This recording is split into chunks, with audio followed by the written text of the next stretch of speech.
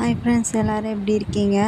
இன்றைக்கி பார்த்திங்கன்னா நாங்கள் காய்கறி வாங்கிட்டு வந்திருக்கோம். கொஞ்சம் கொத்தமல்லி, கருவேப்பிலை, புதினா பாருங்கள் ஃப்ரெண்ட்ஸ், இது வெறும் 10 ரூபா தான். எவ்வளோ வந்திருக்காங்க! யார் யார் வீட்டிலலாம் வந்து இந்த தக்காளி, வெங்காயம் மாதிரி கேரட்டு, பீன்ஸு, உருளைக்கிழங்கு வந்து அது எப்போவுமே இருக்கும் அப்படின்னு சொல்லுங்கள். இல்லைன்னா நம்ம வாங்கினா அதை வாங்கிடுவோம். அதை வாங்கினாலும் ஒரு 2, 3 இது லஞ்ச் நம்ம கட்டிடலாம். ஒரு நாளைக்கு வந்துட்டு இது வெஜ்ஜு பிரியாணி, அப்புறமேட்டு சாம்பார் வைக்கலாம்.